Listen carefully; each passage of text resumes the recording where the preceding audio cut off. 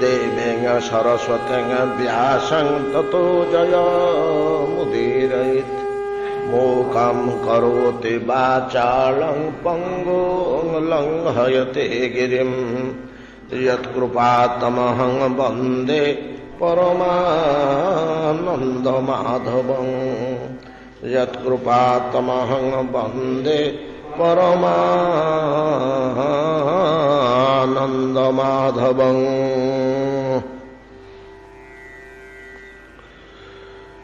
हरिचरण सरोज जुग्म चित्ता जड़ि मध्य सुख दुख साम्य रूपा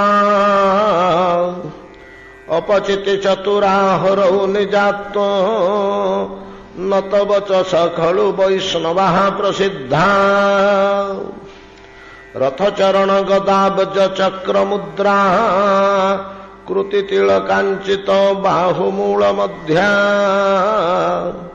मुररिपु चरण प्रणाम धूली धृत कवचा खलु वैष्णवा जयंती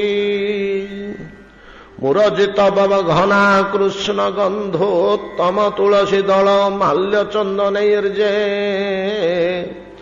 वरयितुमिव मुक्तिम आपत भूषा कृतिरुचिरा खलु वैष्णवा जयंती विगलित मदमान शुद्ध चेत्ता प्रसभ विनशत अहंकृति प्रशांता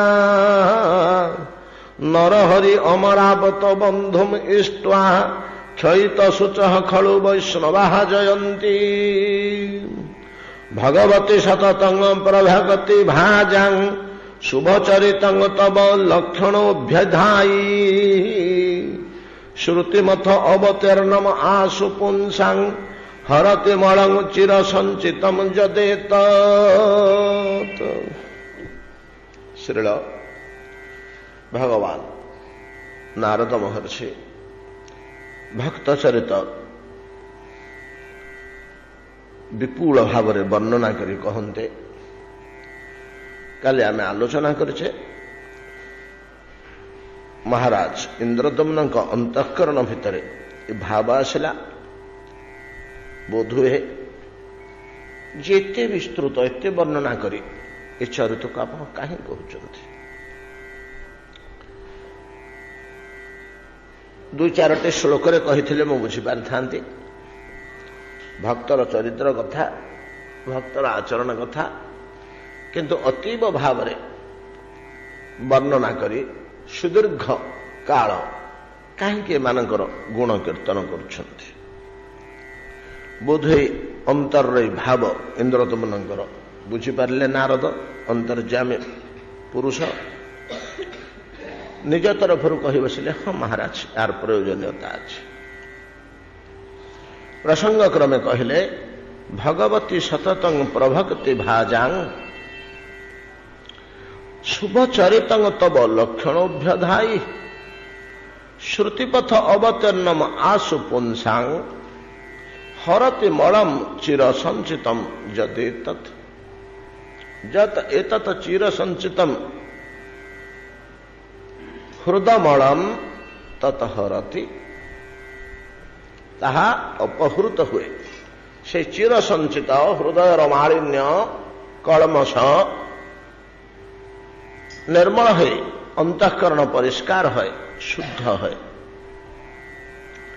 कि परिशुद्ध है ना तब लक्षणोऽभ्यधायि तब अभ्यधायि भक्तर जो चरित समूह भक्तर जो लक्षण तार आचरण स्वभाव ए सबुगुड़िक ए समस्त लक्षण तब अभ्यधायी आपण सम्मुखें जो अभिधान कली वर्णना करी कहली उपदेश देली बुझेली ये चरित गुड़िक अंतःकरणर कलमश दूर करदेव ताहार जार श्रुतिपथरे एक कथाटी अवतीर्ण होला मत मुख वर्णित ए भक्त चरित भक्त लक्षण जार श्रुतिपथ अवतीर्णम श्रुतिपथ श्रवणपथ कर्णकुहर अरे अवतीर्ण होला प्रत्येकटी शब्द इति बड़ मूल्यवान आउ तार निजस्व भाव रही। अवतीर्ण कहले केवल प्रवेश करवा नुह अवतीर्ण शब्दर अर्थ नुहे प्रवेश करवा श्रुतिकूल श्रुतिपथ अवतीर्ण बोली कहले अवतीर्ण शब्दटा आमे कौटी व्यवहार करूँ प्रवेश अर्थ तो व्यवहार करूना अवतरण भगवान वैकुंठरू ए मर्त्यमंडल को अवतीर्ण करती गोटे स्थान रु आ गोटे स्थान को आसती स्थान दोटे परस्पर विपरीत धर्मी बा भिन्न धर्मी वैकुंठ चिन्मय राज्य शुद्ध बुद्ध नित्योज्वलमय न तद भाषयते सूर्य न शशांक न पावक नहीं कि इभलिया स्थान होची से भगवान कु स्थान को आसती ना जोठी तो भाषयते सूर्य भाषयते शशांक भाषयते अग्नि जो अग्नि आलोक प्रदान करे अग्नि आसिले जाई अंधार दूर होब चंद्रमा आसिले जाई अंधार दूर होब सूर्य आसिले जाई अंधार दूर होब एमाने जदि न आसिले सूर्य चंद्र किंवा अग्निर जदि प्रकाश नहला कि ज्योतिर प्रकाश नहला ये चिर अंधार हो पड़ो ये हला चिर अंधारमय चिर अज्ञान अंधकारमय राज्य जोठू भगवान आसती सेठी कौन ना चिर उज्ज्वलमय राज्य अंधकार लेस ना सबुबले उज्ज्वलमय से जगटा तो स्वयं स्वतः उज्ज्वल स्वरूपतः उज्ज्वल ताकू उज्ज्वल करने चंद्र सूर्य कि अग्निर आवश्यक ना किंतु एठी चंद्र सूर्य अग्नि नहले न चले खाली घोर अंधकार ही रहिबो ए प्रकार अनेक प्रभेद अच्छी आम टिके ना सूचना देले गोटे प्रकार भिन्न धर्मे उभय स्थान मध्यरु गोटे स्थान रु आउ गोटे स्थान को गति करने को अवतीर्ण बोली आम विशेषकर अवतीर्ण कहले अवतरण ऊर्ध्वरु तल आड़ को आसिया शरीर क्षेत्र में देखिले शरीरटा परा उल्टा वृक्षटे ऊर्ध्वमूल अधशाख अस्वस्थ प्राहुरव्ययम नहीं कि एटा परा उल्टा धर्मी वैकुंठर उज्ज्वलमय स्थान रु अंधकारमय स्थान को भगवान आसंती किंतु ये क्षेत्र में अवतीर्ण कहते कौन ना अंधकारमय स्थान रु उज्ज्वलमय स्थान को गति करवा कौन गति करवा महाराजेन्द्र तुम न तुम्भ सम्मुखरे मु जो भक्त लक्षण कथा उपदेश प्रदान कली यहीटा जार ये अंधकारमय बाह्य लोकरू अंतर्गतर अंतःकरण को आत्मा पर्यंत गति करे बाटर अटकी गले किसी काम दबनी भल ता मर्म को छुईमा दरकार ता मर्म को छुईमा दरकार हृदय को छुईमा दरकार एतक कथा कहू कहू शुणिमा लोकर यदि हृदय को इटा टच करदेला अंतःकरण को स्पर्श करदेला मर्म को स्पर्श कला तात्पर्य अत्यंत मनोयोग सहकारे श्रवण करे अंतरकरण को यदि छुईगला ताले तार बाह्य लक्षण प्रकाश पाइब कि सुंदर कथा है किए कह पकेब अंतकरण को छुईले के विस्मय विस्मारित हो अंतकरण को छुईले किए से आनंद उल्लास रे प्रसन्न हो उठिब तार मुखमंडल किए से गभीर भाव में केड़े महत् कथा बोली गंभीर हो उठिब अंतकरण को स्पर्श कले नाना प्रकार भाव उदय हो तेज अंतकरण को स्पर्श करवा लक्ष्य रखे ही अवतीर्ण शब्द को प्रयोग कर अवतीर्ण शब्द को से प्रयोग कर कथा श्रवण काल बाह्य लोकरू अंतर्लोक को हृदयाभ्यंतर को ଦେହର ବାହ୍ୟାବସ୍ଥାରୁ ଏଇ କଥା ଗୁଡ଼ିକ କର୍ଣ୍ଣପଥ ଦେଇ ଅନ୍ତଃକରଣ ଭିତରେ ଯଦି ପଶି ଗଲା ତାହେଲେ ତମର ଅନ୍ତଃକରଣଟାକୁ ଶୁଦ୍ଧ କରିଦେବ, ନିର୍ମଳ କରିଦେବ। କାହା କଥା ନା ଭକ୍ତ ଚରିତ, ଏ ଭକ୍ତର ଚରିତ। ଭକ୍ତ ଲକ୍ଷଣ ଭକ୍ତ ଲକ୍ଷଣ ଯେଉଁଗୁଡ଼ିକ ଅହଂ ତବ ଅଭ୍ୟଧାୟୀ, ତୁମର ଅଧ୍ୟାପକ ଭାବରେ ତୁମକୁ ଯାହା ମୁଁ ଅଧ୍ୟୟନ କରେଇଲି, ଯାହା ଶିକ୍ଷା ଦେଲି, ଯାହା ବର୍ଣ୍ଣନା କଲି, ଯାହା ଉପଦେଶ ଦେଲି, ଏଇ ଚରିତଟା ଏ ଭକ୍ତ ଚରିତ ଯଦି କାନରେ ପ୍ରବେଶ କରି ମର୍ମ ପର୍ଯ୍ୟନ୍ତ ପଶିଗଲା, ନାଇଁ କି? ଯେମିତି କୃଷ୍ଣ କଥା ଗୋପାଙ୍ଗନା ମାନେ ଶୁଣୁଥିଲେ, ଆଉ କିଏ ମଧ୍ୟ ଶୁଣୁଥିଲେ। ରୁକ୍ମିଣୀ ଶୁଣିଦେଲେ। ରାଜଦରବାରରେ ରାଜକନ୍ୟା ରୁକ୍ମିଣୀ ବସିଥିଲେ। ଜଣେ ବିଦ୍ୱାନ ପଣ୍ଡିତ ବ୍ରାହ୍ମଣ ରାଜଦରବାର ମାନଙ୍କରେ ବୁଲି ବୁଲି ଯିଏ କୃଷ୍ଣ କଥା କହନ୍ତି, ସେତେବେଳକୁ କୃଷ୍ଣ ଦ୍ୱାରକାରେ ଅଛନ୍ତି।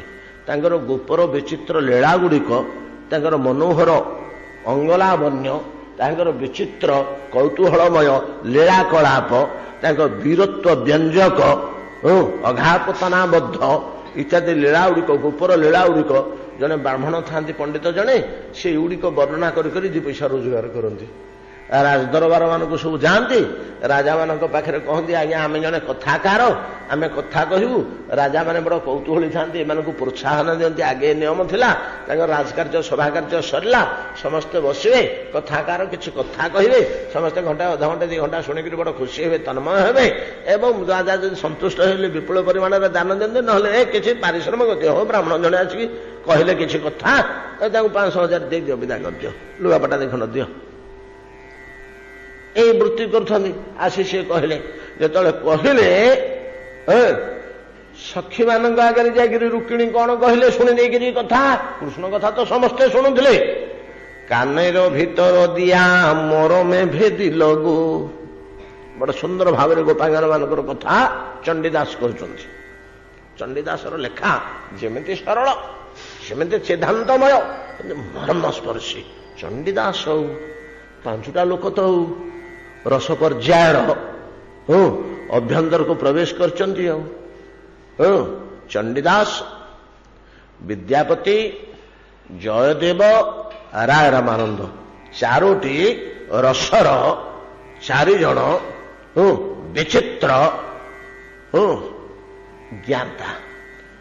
ଏ 4ଙ୍କ ସହ ଶୃଙ୍ଗାରସ ସମସ୍ତ ପଞ୍ଚମ ରସର 5ଟି ଆଗ ରସର ଭୋକ୍ତା ଶ୍ରୀମନ୍ ମହାପ୍ରଭୁ ନିଜେ। ଏ 4 ଜଣ 4ଟି ରସର ଭୋକ୍ତା। ଏବଂ 4 ଆର୍ଯ୍ୟାବର୍ତ ଭାରତ ବର୍ଷର ଭକ୍ତି ରସର ଅଭ୍ୟନ୍ତରକୁ ପ୍ରବେଶ କରିଥିବା ଏ 4 ଜଣ ବ୍ୟକ୍ତି ନିର୍ଣ୍ଣୟ କରିଛନ୍ତି। ତ ଚଣ୍ଡୀଦାସ, ବିଦ୍ୟାପତି, ରାୟ ରାମାନନ୍ଦ, ଜୟଦେବ, ଆଉ ଜଣେ ରହିଗଲେ ସୁରଦାସଜୀ, ବିଲ୍ଲ ମଙ୍ଗଳାଚାର୍ଯ୍ୟ। ଏ 5 ଜଣ ପଞ୍ଚରସର ସାଧକ। ଶ୍ରୀମନ୍ ମହାପ୍ରଭୁ 5ଟି ଆଗ ରସର ଉପାସନା ପ୍ରଣାଳୀ ବତେଇଛନ୍ତି। ତାଙ୍କ କଥା ଛାଡ଼ି ଦିଅନ୍ତୁ। ଏ 5 ଜଣ ପଞ୍ଚରସ, ଯୋଉ ଭକ୍ତିର ପଞ୍ଚରସ, ସେ ପଞ୍ଚରସର 5 ଜଣ ହେଉଛନ୍ତି ଅଧିକାରୀ। ସେମାନଙ୍କର ଲେଖା ଗୁଡ଼ିକ ବଡ଼। ସେଇ ଚଣ୍ଡୀଦାସ ଲେଖୁଛନ୍ତି, କଣ ହେଲା କୃଷ୍ଣ କଥା, କାନେର ଭିତର ଦିଆ ମରମେ ପଶିଲ। ତାପରେ କି ସୁନ୍ଦର କଥା କହିଛନ୍ତି ଯେ ସେଗୁଡ଼ାକ ଭୁଲି ହେଇଯାଉଛି, ଆଉ ଆମର ପଢ଼ା ମନେ ରହୁନି। ମର୍ମକୁ ପଶିଯାଇଛି, ରୁକ୍ମିଣୀଙ୍କର ମର୍ମକୁ ପଶିଗଲା। ମର୍ମକୁ ପଶିଗଲା ଯେମିତି ତ କାନେର ଭିତରେ ଦିଆ ମର୍ମ କଣ ଗୋଟେ ଘାରିଲା ବୋଲି ଘରେ ଘାରିଲା। ଆଉ ନା ଖାଇବା ନା ଶୋଇବା, କୋଉଥରେ ମନ ଲାଗିଲାନି। ଆଉ ଶେଷକୁ ଏଡେ ବଡ଼ ମର୍ଯ୍ୟାଦା ସମ୍ପନ୍ନ ସମ୍ଭ୍ରାନ୍ତ ବଂଶୀୟ ରାଜକନ୍ୟାଟେ, ତାର ହାବ ଭାବ ଚାଲିଚଳନ ଗତିବିଧି କିଛି ମୁକୁଳା ନୁହେଁ, ବଡ଼ ଗମ୍ଭୀର ସ୍ୱଭାବର ରାଜକନ୍ୟା, ସାକ୍ଷାତ ଲକ୍ଷ୍ମୀଙ୍କର ଅଂଶ।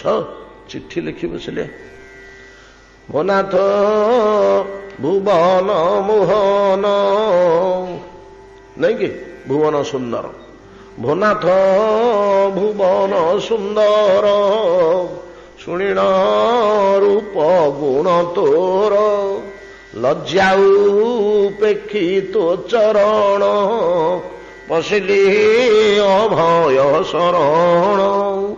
ନାଇଁ କି ଲେଖିଲେ ବସିକରି ଯେଠି ଆଉ କୁ ପ୍ରକାରରେ ହୃଦୟକୁ ସ୍ପର୍ଶ କଲେ ଗୋଟେ ଲୋକର ଏଇ ଅବସ୍ଥା ଆସିବ।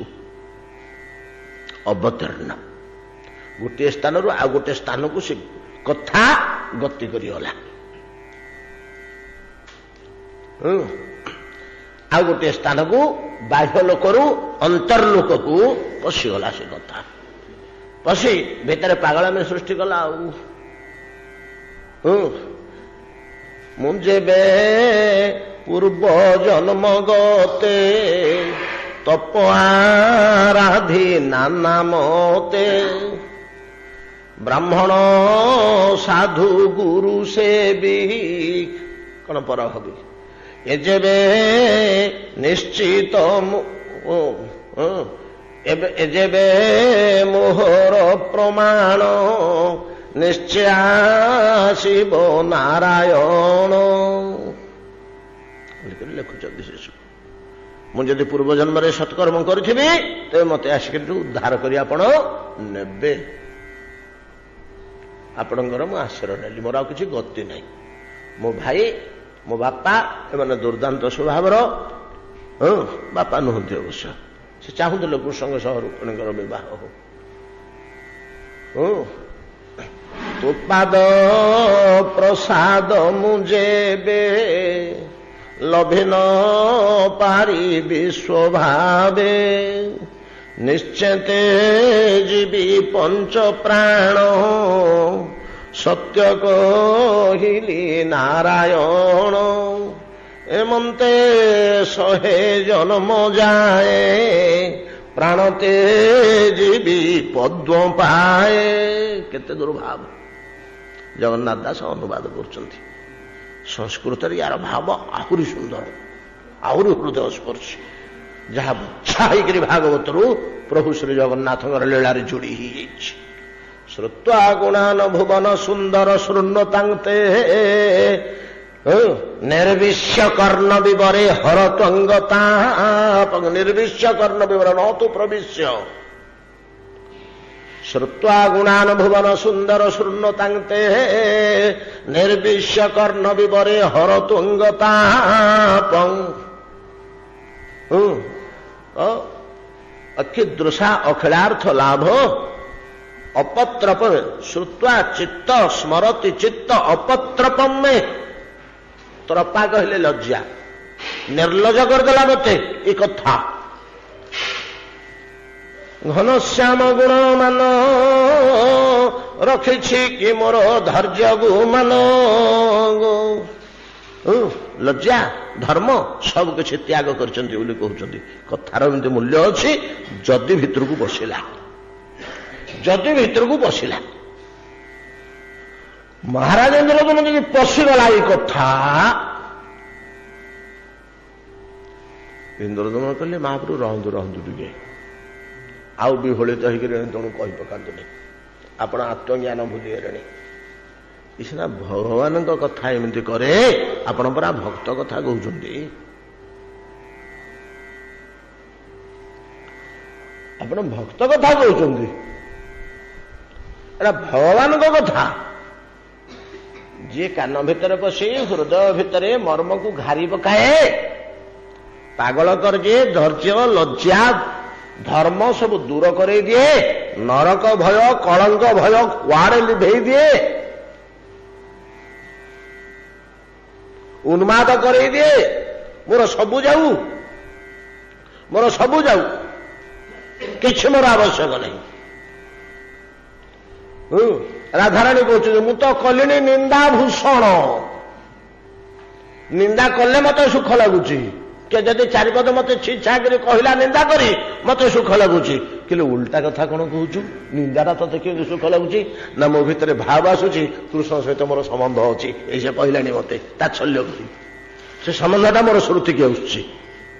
ସେ ନିନ୍ଦା କରୁଛି, ମୋର କୃଷ୍ଣ ସମ୍ବନ୍ଧକୁ ବର୍ଣ୍ଣନା କରି ସେ ନିନ୍ଦା କରୁଛି ମତେ, କିନ୍ତୁ ମୋର ସେଟା ତୃପ୍ତିଦାୟକ ହଉଛି, କିନ୍ତୁ ଓଲଟା ହେଇଯାଉଛି। ଦେଖନ୍ତୁ ମୋର ସେତେବେଳେ କୃଷ୍ଣ ସ୍ମୃତି ଆସିଯାଉଛି।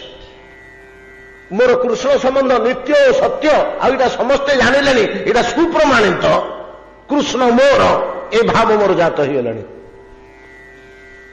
ନିନ୍ଦା ଶୁଣିକିରି ନିନ୍ଦାଟାକୁ ଭୂଷଣ କରୁଛି, ଏମିତି ଭାବ ବଦଳି ଯାଉଛି। ମହାପ୍ରଭୁ ଗୁଡ଼ା ସିନା ଭଗବାନଙ୍କ କଥାରେ ଆଉ ଭକ୍ତ କଥାରେ ମଧ୍ୟ, ଆପଣ ପୁରା ଭକ୍ତ କଥା କହୁଥିଲେ ଇନ୍ଦ୍ରଦମ୍ନ, ଭଗବାନଙ୍କ କଥା ଯେପରି ଶୁଭ ଚରିତ, ଭକ୍ତ କଥା ମଧ୍ୟ ତାଠାରୁ କମ ଶୁଭ ଚରିତ ନୁହେଁ, ତାଠାରୁ କିଛି କମ ଶୁଭ ଚରିତ ନୁହେଁ।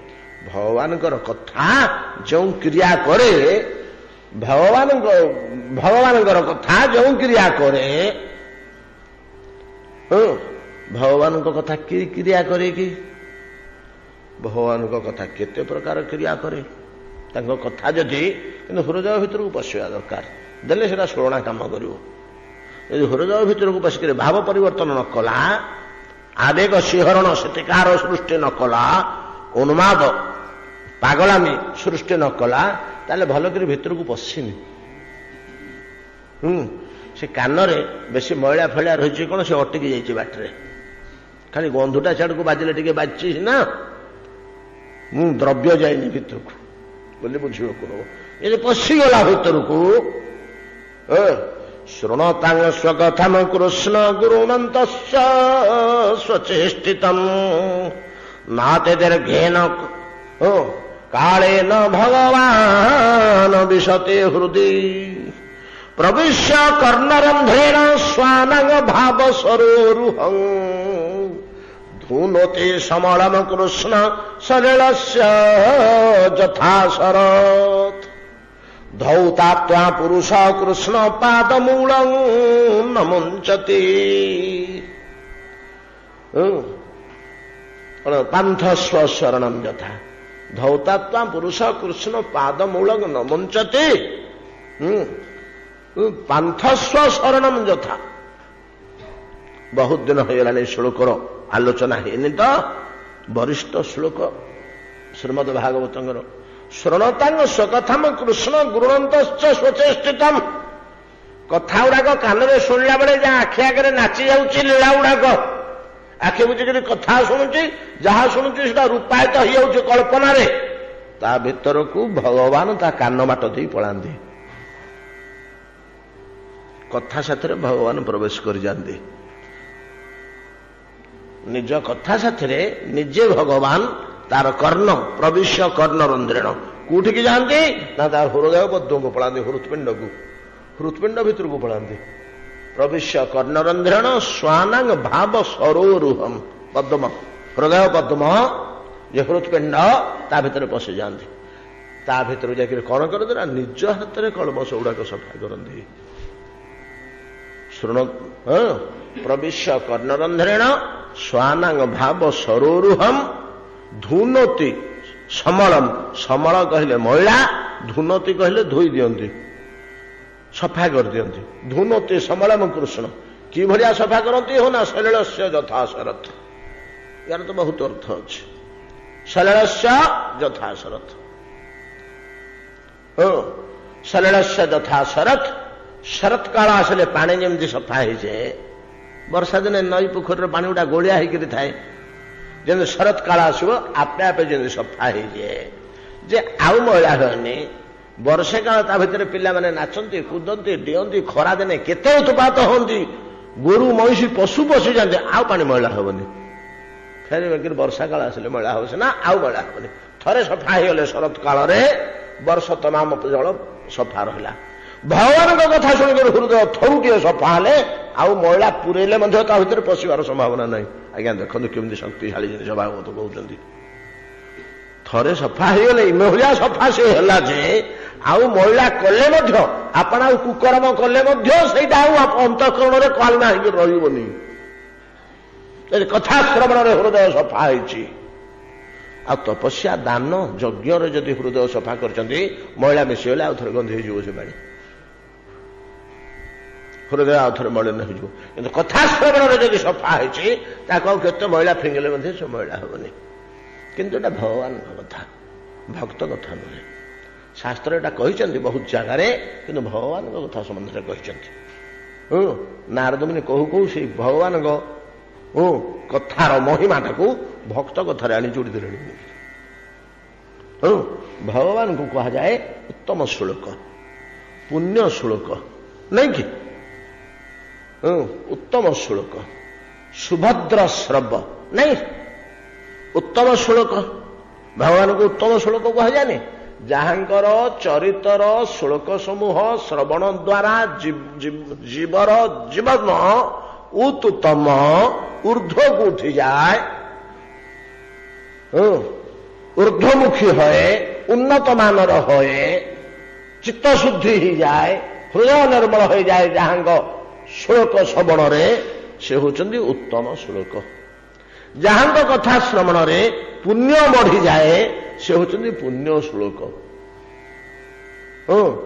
जहांग कथा श्रवण नहीं कि भद्र अर्थात कल्याण जीवर होए से होचंदी सुभद्र श्रव जहांग कथा श्रवण आमर सब भद्र अर्थात कल्याण सृष्टि हला से होचंदी सुभद्र श्रव ए दाम पे नुआ कथा नुहे श्रोणन सुभद्राणी रथांग पाणे जन्माने कर्माणि च जानि लोके नहीं कि सुनन सुभद्राणी रथांग पाणे है सुभद्राणी जन्माने कर्माणि भगवान का जन्म कर्मादि लीला चरित सुभद्र अत्यंत कल्याण कर नहीं कि पुणी कौन कहते जत कीर्तन जत कीर्तनम जत श्रवण जत बंदन जत दर्शन जत स्मरणम जत रहणम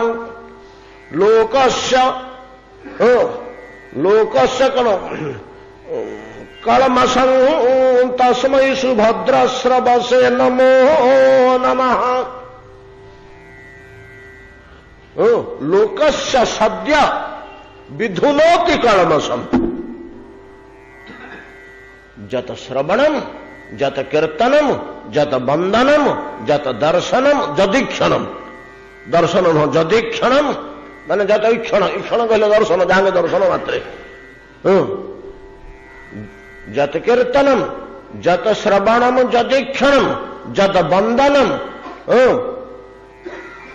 जत स्मरणम जदर्हणम अर्हण पूजा अर्चना जदर्हणम लोकस्य सद्य विधुनोति कलमसम तस्मै सुभद्र श्रवसे नमो नमः सुभद्र श्रव बोली कहगला एवडाक करदेला क्षणी दर्शन श्रवण पूजन अर्चन तेणु ताहांक ना होची सुभद्र श्रव तस्मै सुभद्र श्रव श्री केते गुडे श्लोक सबुठी सुभद्र श्रव से नमो नमः समुद्र नहीं कि आ गोटे श्लोक आम मैंने अनेक समय आलोचना करने तपस्विनो दानपराजस्विनो मनस्विनो मंत्र विदासु मंगला क्षेमन विदंति बिना जदर्पण तस्मै सुभद्र श्रवसे नमो नमः सुखदेव गोस्वामी मंगलाचरण ये सुखदेव गोस्वामी मंगलाचरण कर भागवत आरंभ कर तस्मै सुभद्र श्रवसे नमो नमः उत्तम श्लोक सुभद्र श्रव इत्यादि शब्द गुड़ाक भगवान पाखे सीना लगे नारद महाप्रभु भगवान कथा शुणिले हरि कथा शुणिले गोविंद लीला शुणिले सीना एगुड़ाक सब काम करे भक्त चरित शुणिले इंद्रदम्न भगवान चरित शुणिले अभ्यंतर को पशिक मनन कले हम बाटर अटकी गले हेनी किंतु भक्त चरित जदि श्रवण कले से भितर को जाऊ कि न जाऊ काम कर अवश्य आम मुहर कथा कथा को एक्जागरेशन करने को आम कहीदे ना तो अवतीर्ण बोली हृदय भितर जब पशिगला भक्त चरित भगवान चरित अपेक्षा भक्त चरित कौन गुण कम नुहे से जमी शुभ चरित ये सेमती शुभ चरित भगवान कथा जपरी शुभ चरित जो चरित श्रवण रे जीवन शुभ होए कल्याण होए यार भक्तर कथा श्रवण रे मध्य ठीक तद्रूप भगवान कथा अपेक्षा तत्वधिक कल्याण संपादित होए कार श्रोतार तेणु शुभ चरित शब्दटा एठी मध्य लगेले भगवती सततंग प्रभागति भाजा शुभ चरित तब लक्षणोभ्यधायी भगवान का चरित्र जमी शुभ चरित भगवान का चरित्र जमी शुभ चरित भक्तर चरित्र मध्य ततोधिक शुभ चरित शुभ चरित तब लक्षणोभ्यधायी श्रुतिपथ अवतीर्णम आशु पुंसां हरति मलम चिर संचितम जदे तत् जो समस्त हृदय मल चिर संचित को अनंत कालू रही जमाट बांधिक हृदय रे तत्क्षणात आशु तत्क्षणात से कलमशक हृदय भक्त चरित मध्य दूर कर दिए भगवान चरित दूर करे भक्त चरित मध्य दूर कर दिए एनु भक्त चरित मध्य भगवान चरित्र तुल्य जहाँ मुझे आपन को वर्णना करी कहली भक्त चरित्र मध्य भगवान चरित्र तुल्य अत्यंत कल्याणकारी बा ताठू अधिक कल्याणकारी गोसाई जी गोटे पद लिखिले साधु सन्थ मान चरित्र संबंध में अल्प दिन तले से पदटी आमर केमती कौन हो आसी जाइला साधु चरित शुभ चरित कपासु साधु चरित शुभ चरित ये जो शुभ चरित कह ठीक सब टेक नहीं सुना भगवान के चरित्र कहते पुराण माने साधु चरित साधु चरित शुभ चरित कपासु विमल शुभद गुणमय फल जासु साधु चरितटा कि भलिया शुभ चरित ना कार्पास तुल्य कप्पा भलिया तुला भलिया साधु चरित शुभ चरित कपासु कपासु कप्पा कार्पास तुला साधु चरित शुभ चरित कपासु केमती का हो तुला सहित कहीं या तुलना कले कपा साथ कहीं तुलना कले ना कपाटा कौन कि विमल नहीं कि शुभद सुख गुणमय फल जासु फलटा कि भाया कपा फलटा कि भाया देखिए को विमल पूरा धड़ा शुभ्र नहीं कि मैला किसी नहीं कला अच्छी कि कालीमा अच्छी तुलाटा कला दुसुची कि गछरू जो फाटे कपाटा तार तुलाटा केते सफा दुसुची विशद एटा शुभद नुह विशद विमल विशद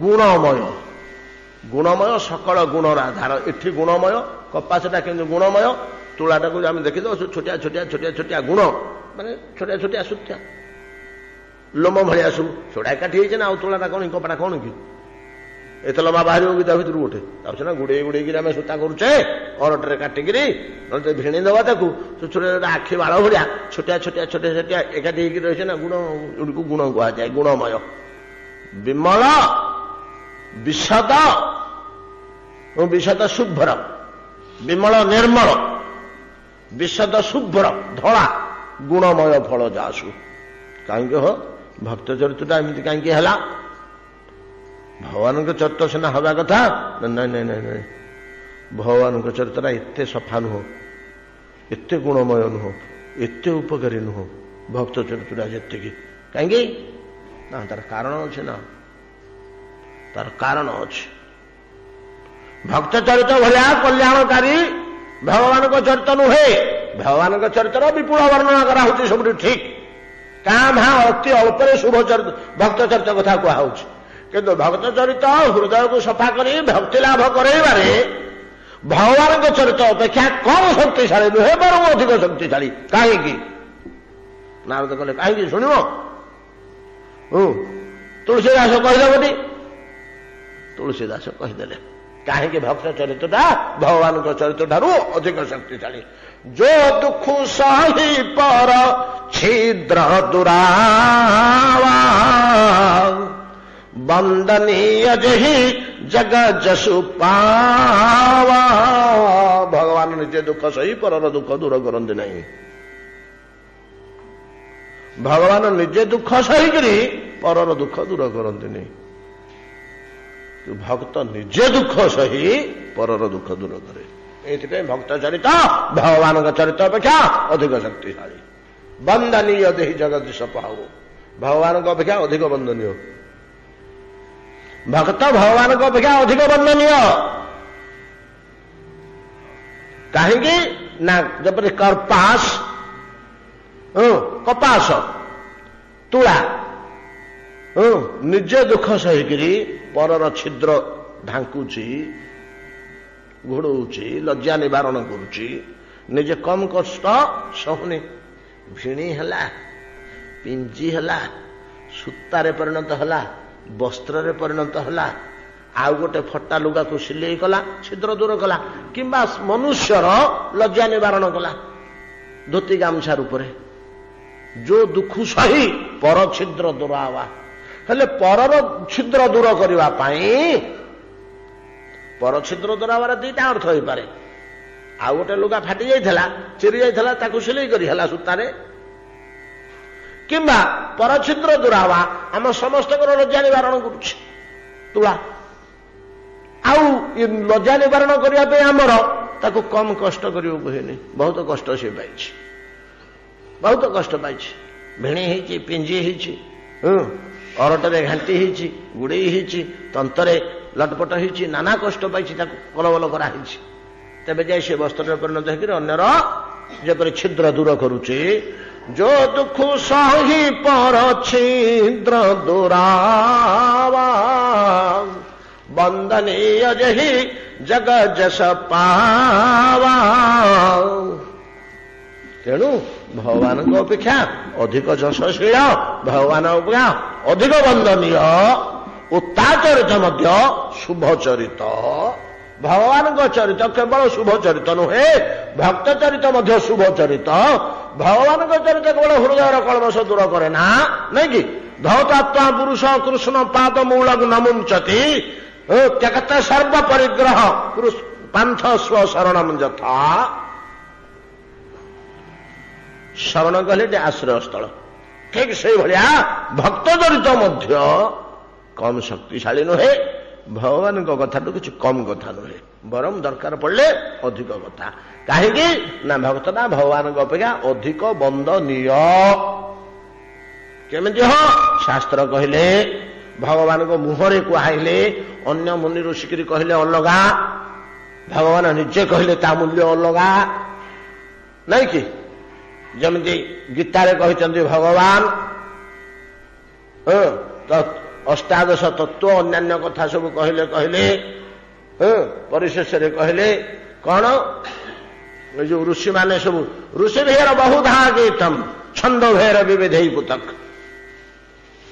गीतारे गोटे श्लोक अच्छी भगवान कहते अर्जुन ऋषि भेर बहुधा गीतम ऋषि मैंने कथा को नाना प्रकार वर्णना कर छंद भेर विविध कथ ब्रह्मा को मोहरु वेद रूपे बाहरी छंद कहले वेद छंद सुपर्णा तो वेद नाना प्रकार वर्णना कर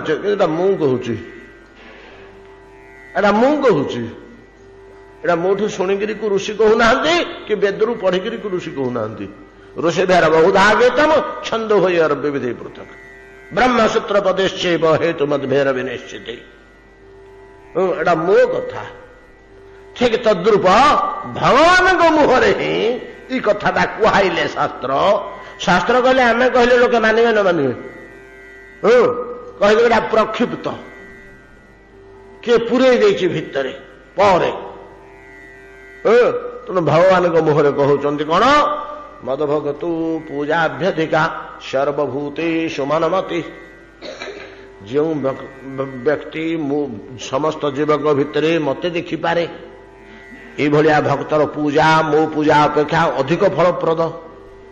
मद भगतु पूजाभ्यधिका सर्वभूतेषु मनमति। सर्वभूतेषु सकल प्राणी को जो भगवत स्वरूप देखे इभलिया हरि भक्तर पूजा मो पूजा अपेक्षा अधिक शक्तिशाली।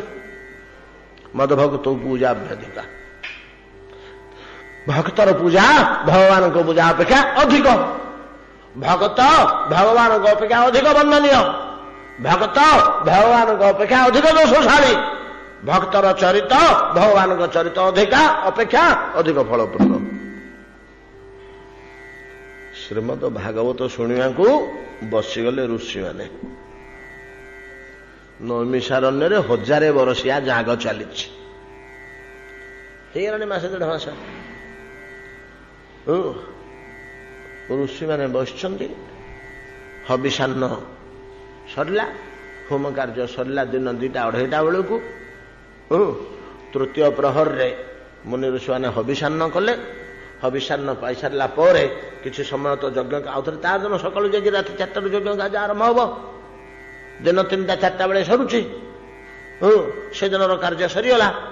हविषान्न भोजन कर समस्ते जाग बेदी बसि बटुआ फटुआ बाहर कर पान फान भांगा भांगी कर मुनि ऋषि मैंने एतिक बेले जाकि पहुंची गले किए से सुत एडिकी बालकटे कांधरे पैता ना केरे पिला तू प्रसाद पाइबू हाँ महाप्रभु। ता मुखमंडल मुनि ऋषि गुड़ाक तो दिव्य दृष्टि ना। अरे तो किए रे कौट आसलु मुंडिया टे मारे से बेदी तले छिड़ा है मंडप तले छिड़ा है आज्ञा मु उग्र सरवा जाति कौन रे तू आज्ञा सुत जाति आमर सुत जाति क्या कहते कौ जाति की सुत जाति कह जाए। सुत जाति हूँ पिता क्षत्रिय माँ शूद्र राज परिवार मानक एपरी जो संतान जत होता है से हूँ शूद्र हो वश्य हो। शूद्र वश्य कन्या माने दासी रूप राज परिवार भितर सेवा शुश्रूषा करुता राजकीय पुरुष मानकर संस्पर्श आसला जदि से द्वारा अंतसत्वा हो संतान संभवा हुअंती जो पुत्र जात हुए ताकू कहा जाए सुत जाति। से हूँ सुत जाति। यथा कर्ण कर्ण कर्ण सूर्यठू जन्म होती कुंती गर्भरे सेटा कौन किए जानी कि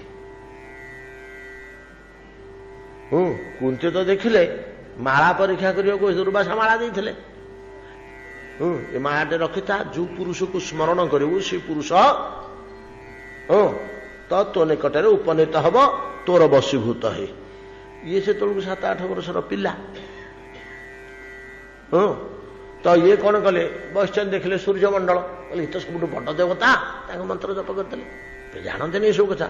सूर्यदेवता आसिले कुंती की कहले मो मंत्र बस मोर उपाय नहीं मु तुम गर्भ संसार करने को बाध्य होबी तू तो अनुढ़ाटे लो झ तू तो संतान संभवा हेनु तू जन्म करें तेणु कर्ण द्वार दे से पुत्र को सूर्य जात करैले बोली ना हला कर्ण किए कथा जाने सांगे सांगे सूर्य तांगर पड़ेले बर्तमान कुंती बड़ उड़ार पड़े 7-8 वर्षर झीटे पिलाटी पाखे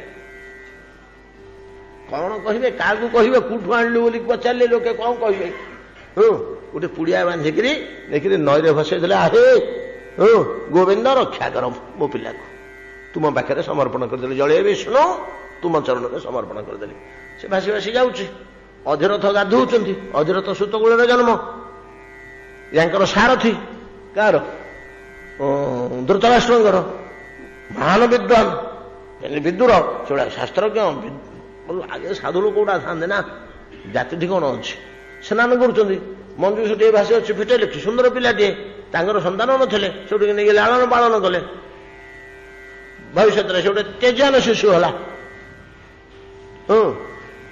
सुत जाति। सुत जातिर कार्य कौन କୌଳିକ କର୍ମ, ବ୍ରାହ୍ମଣର ଅଧ୍ୟୟନ ଅଧ୍ୟାପନ ଯାଗ ଯଜ୍ଞ ପ୍ରଭୃତି, କ୍ଷତ୍ରିୟର ରାଜ୍ୟ ରକ୍ଷା ପ୍ରଭୃତି, ଯୁଦ୍ଧ ବିଗ୍ରହ ପ୍ରଭୃତି, ବୈଶ୍ୟର ବାଣିଜ୍ୟ କୃଷି ପ୍ରଭୃତି। ସେମିତିକା ସୂତ ଜାତିର କାର୍ଯ୍ୟ କ'ଣ? ରଥ ଚାଳନା,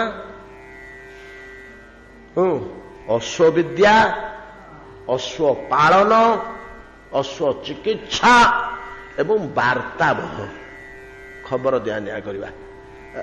ରାଜଦରବାର ମାନଙ୍କରେ ରାଜାଙ୍କଠୁ ରାଜାଙ୍କ ନିକଟକୁ ଚିଠିପତ୍ର ନବା, ଖବର ନବା, ସମ୍ବାଦ ନବା ଇତ୍ୟାଦି ଦାୟିତ୍ୱ କାର୍ଯ୍ୟ ହେଉଛି ସୂତ ଜାତିର। ବାର୍ତ୍ତାବହ, ଅଶ୍ୱ ପାଳନ, ଅଶ୍ୱବିଦ୍ୟା ଓ ଅଶ୍ୱ ଚିକିତ୍ସା ଅଧ୍ୟୟନ, ଅଶ୍ୱ ଚିକିତ୍ସା ତଥା ରଥ ଚାଳନା, ରଥ ଚଳେଇବା, ସାରଥି କାର୍ଯ୍ୟ କରିବା, ଏଗୁଡ଼ାକ ହେଉଛି ସୂତ ଜାତିର ଏତିକି କର୍ମ ନିର୍ଣ୍ଣୟ ହୋଇଛି ଶାସ୍ତ୍ରରେ। ସେଇ କୂଳରେ ଜନ୍ମ ହୋଇଛନ୍ତି ସୂତ ଅବ୍ରାହ୍ମଣ। ଯେତେବେଳେ କହିଦେଲେ ଉଗ୍ରଶ୍ରବା ବୋଲି, ସିଏ ଗୋଟେ ବୁଢା ଋଷି ଥିଲା। ଏଠି ତ 60,000 ଋଷି କାଠି ହେଇଛନ୍ତି ନା, ତାଙ୍କ ଯୋଉ ଅତି ପ୍ରାଚୀନ ବୁଢାମାନେ ଅଛନ୍ତି। ଗୋଟେ ବୁଢା ତାଙ୍କୁ ବଲ ବଲ କେତେ ଚାହିଁଲା ଗାଡ଼ିଆ ଅଂଶୀ ଆସିକି ରେ ତୁ ସେ ରୋମହର୍ଷଣର ପୁଅ କିରେ? ନା ହଁ ମହାପ୍ରଭୁ, ମୁଁ ରୋମହର୍ଷଣ ପୁଅ। ଉପରକୁ ଭଲ ପିଲାଟେ। ସମସ୍ତେ ଆଦର କରି ଡାକିଲେ, ଆଜ୍ଞା ରୋମହର୍ଷଣ। କେତେକ ଋଷି ଶୁଣିଥିଲେ, ରୋମହର୍ଷଣର ପୁଅ ଏଇଟା?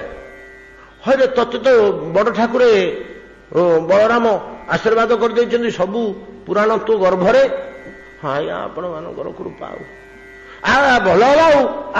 ସାଙ୍ଗେ ସାଙ୍ଗେ ସେଠି ସୌନକ ବସିଛନ୍ତି, ବୁଢା ଯେ ଅଧ୍ୟକ୍ଷ ଏ ଜାଗର କୁଳପତି, ଯେ କୁଳପତି ଶବ୍ଦଟା ସେ ପ୍ରୟୋଗ ହେଇଛି। କୁଳପତି ବହବୃଚ କୁଳପତି। ବହବୃଚ କହିଲେ ରୁକ୍, ରୁଚରୁ ରୁକ୍, ବହବୃଚ ମାନେ ବହୁଳ ରୁକ୍ ଅଧ୍ୟାୟୀ, ରୁକ୍ ବେଦର ପରମାଚାର୍ଯ୍ୟ।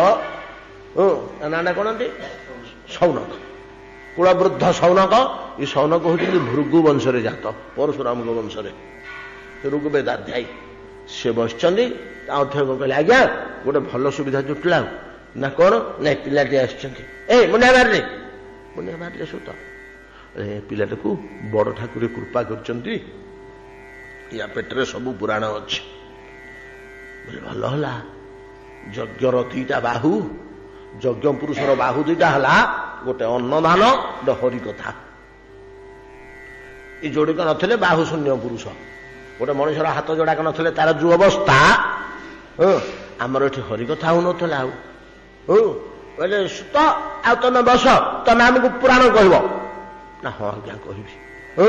ଆମର ହବିଷାନ୍ନ ସରିଲେ ଯେତେବେଳେ ଆମେ ଆସିବୁ ଏଠିକି, ସବୁ କାମ ସାରିକିରି ଯଜ୍ଞ କାମ ସରିବ, ହବିଷାନ୍ନ ଆଦି ସରିବ, ଆମେ ସେଥିରେ ପୁଣି ଖାଇବ, ଖାଇକିରି ବସିବ, ବେଦୀ ଉପରେ ବସିବା, ଇଏ କରିବା। ଆଉ ଆଜ୍ଞା ଅବ୍ରାହ୍ମଣ ପିଲାଟାକୁ ଆସନ ପକେଇକିରି ଉଚ୍ଚରେ ବସେଇଲେ, ତାଠୁ କଥା ଶୁଣିବେ ବୋଲି ହରିକଥା ଶୁଣୁ। କେମିତି ସେମାନେ ହରିକଥାର ମୂଲ୍ୟ ବୁଝନ୍ତି?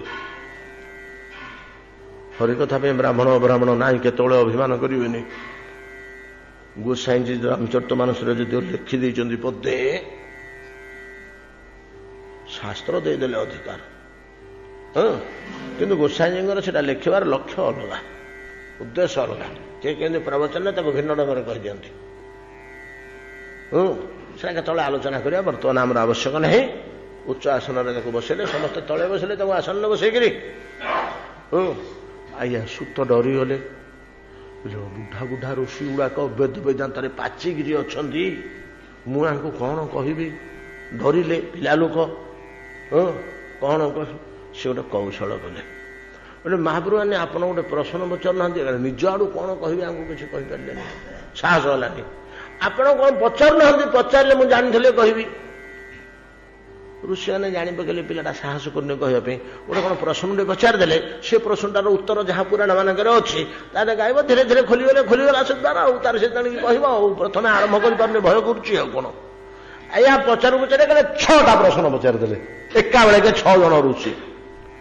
ଆଉ ଏ ପିଲା ସୁତ 6ଟା ଆଗ ପ୍ରଶ୍ନର ଉତ୍ତର ଏକା ବେଳକେ ଦଉଛନ୍ତି। ସେ 6ଟା ପ୍ରଶ୍ନର ଉତ୍ତର ହେଉଛି ଶ୍ରୀମଦ୍ ଭାଗବତ। ତା ଭିତରେ ଗୋଟେ ପ୍ରଶ୍ନ କ'ଣ ଅଛି ଜାଣନ୍ତି? ଗୋଟିଏ ପ୍ରଶ୍ନ ହେଉଛି ଯେ ସୁତ ସମସ୍ତ ହରିଭକ୍ତଙ୍କର ଚରିତ କହ। समस्त हरिभक्तर चरित विस्तृत भाव में वर्णना कर कह अन्य 5टा प्रश्न रु 3टा खंडे प्रश्न भगवान संबंधी जोड़े प्रश्न अन्य साधन संबंधी गोटे प्रश्न होचे भक्त संबंधी भगवान चरित्र तो आपण मन शुणवे से कहीं मनीष चरित्र पुरौंट ना जमी अति भोजन कर पकड़े आम घर को जाकरी गोटे जेलोसिल बटिका गिली दौचे नहीं कि ना कौन से गोटे बाहर करथिला को कंपनी डाबर ना किए से हाजुमला पेपर रेड अक्षर दूथे मु पढ़ी प्रचुर परिमाण खातु हाजुमला खाई जीर्ण कर दिंतु पेपर तो सेमिका भगवान जिते कथा शुणे आप बुझीपारे जीर्ण करें बोध हेनी यहाँ सत कथा से सहजरे आम अनुभव भगवान चरित्र बड़ गहिर बड़ महिमा बड़ दुर्बोध्य बड़ जटिल भक्त चरित्र जब शुणीदे सेटा फिटी फिटी सी दुर्बोध्य जन सेटा फिटी फिटी जो कहीं ना भक्त सेगुड़ाक आचरण में फुटी नहीं कि जो सिद्धांत गुड़ाक भगवान कहगला सेगुड़ाक आचरण में जीवन में प्रहलाद चरित्र ध्रुवंग चरित्र अम्बरीश चरित्र नहीं दुर्बोध्य जन सेगुड़ा से फिटुनी यहाँ हजमी भगवान चरित्र गुड़ा है भोजन भक्त चरित्र है हजमी तेज हजमीटा भोजन ठू कौन अधिक शक्तिशाली नुह अजीर्ण होता है जीर्ण कर दूची ताकू पानी कर दूची पार करदेला आज मुलाटा तेणु शुभचरित तब लक्षण अभ्यधायी श्रुतिपथ अवतीर्ण आसु हरति मलम चिर संचित मल अंतःकरण भितर भक्त चरित अपहरण समयगत है 20 मिनिट अच्छे 7-15 मिनिट अच्छे भगवती सततंग प्रभगति भाजांग शुभचरित तब लक्षणोभ्यधायी श्रुतिपथ अवतीर्णम आसु पुंसांग हरति मलम चिर संचितम जदे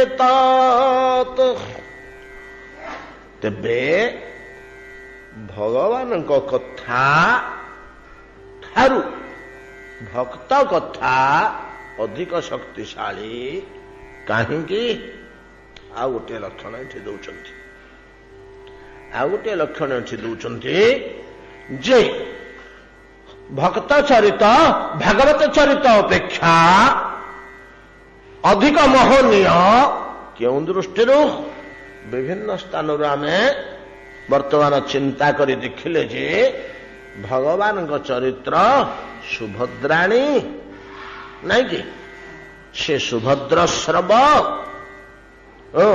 अंतःकरण को धूनोति समलम कृष्ण सलिलस्य यथा शरथ धूनोति समलम कृष्ण सलिलस्य यथा शरथ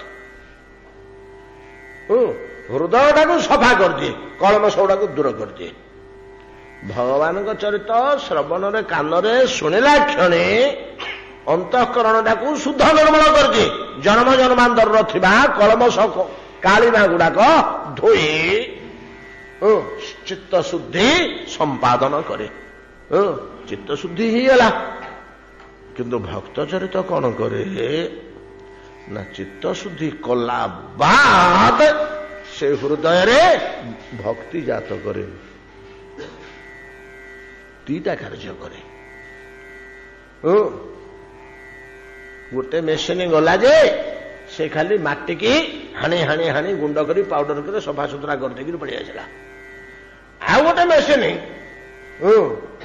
नुआ होकर किणा जे से कौन करुचे ना साढ़े माटी की सफा कर गोड़ी पछी देकर माटी के गुंड कर पाउडर कर सब साथ मंजी बुणी बुणी पड़ो 2टा काम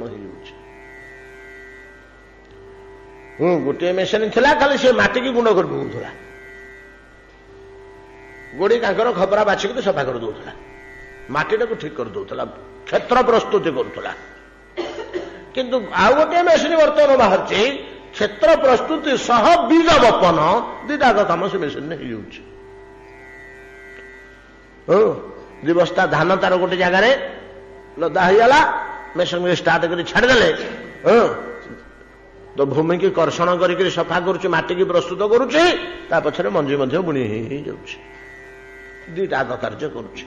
ଭଗବାନଙ୍କ କଥା ଶ୍ରବଣ ଶାସ୍ତ୍ର ଦ୍ୱାରା ଅବଶ୍ୟ କେତେକ ଜାଗାରେ ଅଛି ଯେ ଭକ୍ତି ସୃଷ୍ଟି କରେ ବୋଲି, ଭକ୍ତି ସୃଷ୍ଟି କରେ ବୋଲି ଅଛି। ଡାଇରେକ୍ଟ ନଥିଲେ ମଧ୍ୟ ଚିତ୍ତଟା ଶୁଦ୍ଧି ହେଇଗଲେ ଭକ୍ତି ହଉ ଜ୍ଞାନ ହଉ କୋଉଟା ହେଲେ ଗୋଟେ ସୃଷ୍ଟି ହେଇଯିବ। କେବଳ ଭକ୍ତି ସୃଷ୍ଟି କରିବାର ପ୍ରଶ୍ନ ଉଠୁନି।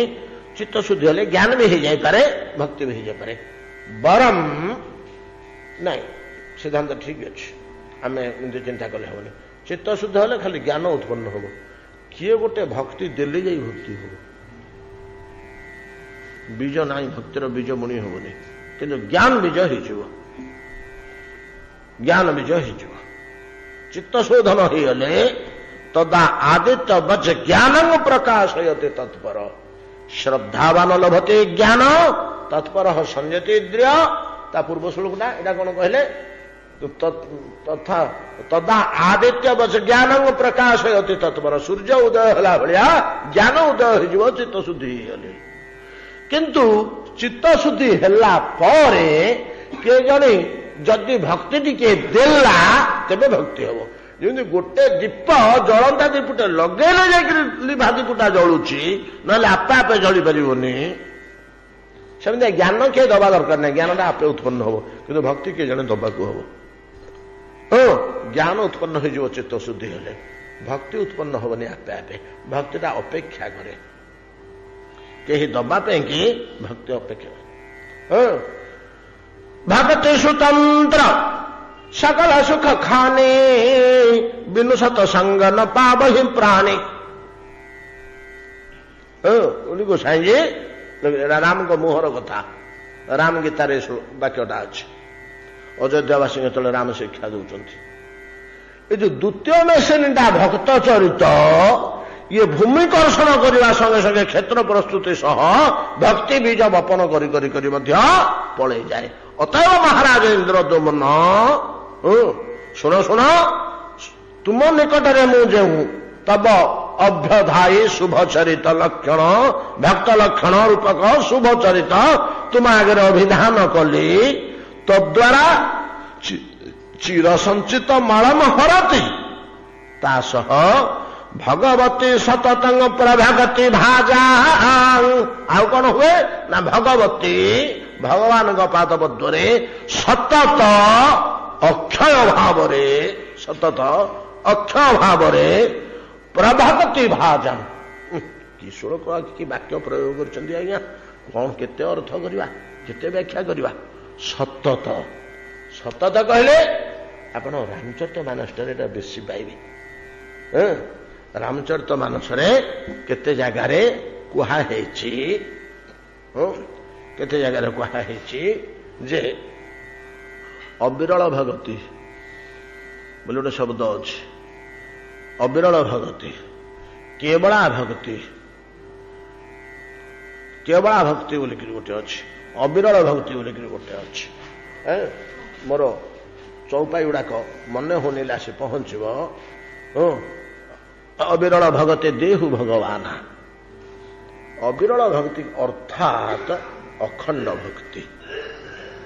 अखंड भक्ति जो भक्तिटा खंडित है ना, भक्तिटा खंडित है ना कहीं ना। हाँ, भक्ति की चापी दबा भक्ति के पहले विनाश प्राप्त है ना, भक्ति के पहले नष्ट होबनी। किंतु यदि सूर्य केतବେଳେ हेले नष्ट है ना ताकू किसी समय समय समय मेघ ढांकी दिए। अरे देख लो सूर्य दुश्चिन नहीं आकाश रे ना, सूर्य नहीं कौन प्रकृति सूर्य नहीं, सूर्य अच्छी मेघ ढांकी दीची, खरा नहीं आ मेघ ढांकी दीची। तो सूर्य को मेघ ढांकिला भलिया अनेक समय भक्ति अंतर्गत थिले मध्य ता प्रभाताकू भक्तिर जो बाह्य प्रकाश आवेग शिहरण उत्कंठा अश्रु रोमांच गदगद भागवत दर्शन रे नृत्य कीर्तन विहलता नहीं कि युड़ा जो सब तार अनुभाव गुड़ा को अनुभाव कह जाए। अनुभावस्तु हृदयस्थ भावानाम परिप्रकाश भक्तिर सामृत सिंधुरे लिखिले अनुभावस्तु हृदयस्थ भावानां परिप्रकाश। अनुभाव क्या कह जाए अनुभाव गोटे शब्द अच्छे भाव अनुभाव अनुभाव कह जाए हृदय भावर बाह्य प्रकाश को अनुभाव कह जाए। जथा जड़े लोक बारंडार बस आ जड़े लोक रास्तार पलाउं दांडे से जाते पलैला ये कौन कले गोटे झपा मेच पकड़े से पलि पार है से पछ कहते बोलिक चाहला घड़े से आखिरे देखेंगे देखेंगे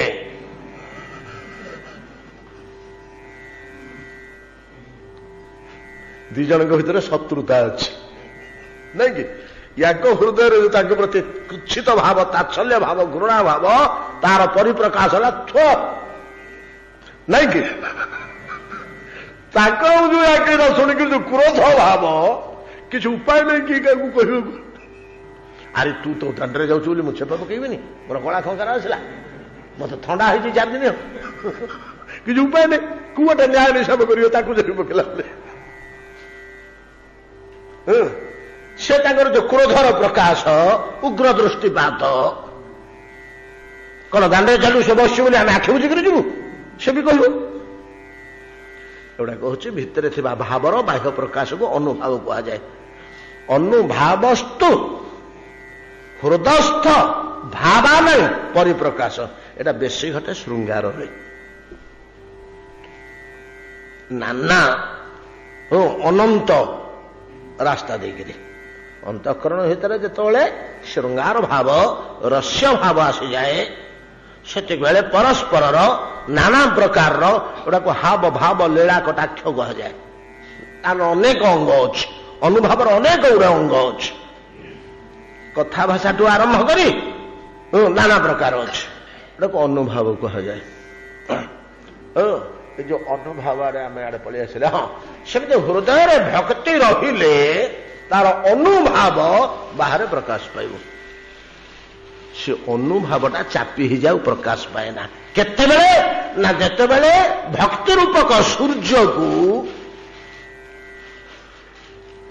अपराध रूपक मेघ किसी काल ढांकी दिए सेतेबेले प्रभा रूपक अनुभाव गुड़ाक अश्रु रोमांच स्वरभंग गदगद नृत्य आवेग उन्माद एवं जो सब भक्ति हवा कथा एवं चापी हो जाए कि भक्ति नष्ट है ना भक्ति के बहले नष्ट है ना